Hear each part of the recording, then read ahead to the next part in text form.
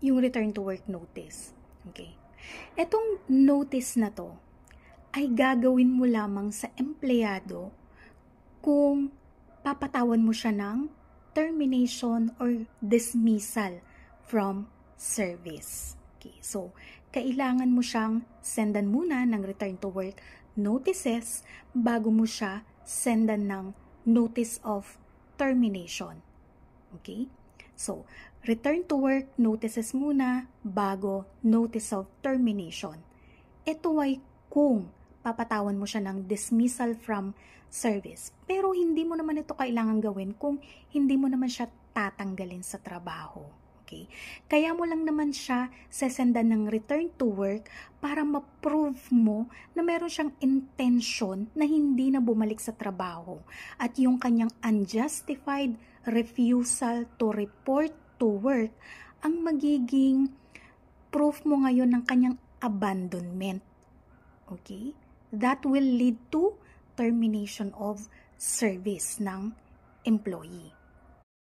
Pero what if ganito naman ang nangyari? Awol pa rin si employee, di ba? Pero si employer, hindi naman nag-send ng return to work notice sa kanyang empleyado. Hindi siya nag-send ng RTW sa kanyang empleyado. Wala siyang ginawa. So, awol pa rin yung status ni employee. Pwede na bang mag-file ng illegal dismissal sa employee? Or pwede ba siyang manghingi ng separation pay, magpabayad? Siyempre hindi. Para saan ba ang separation pay? Separation pay is payment sa empleyado na tinanggal ng employer for authorized causes under the labor code. Ngayon, kung hindi ka pa tinanggal, bakit ka manghihingi ng separation pay? Okay, pwede ba siyang mag-file ng illegal dismissal? Sa pag-file po ng illegal dismissal case, si employer ang may burden of proof para patunayan na yung dismissal ay for just cause. Okay? Legal or valid yung dismissal na ginawa niya.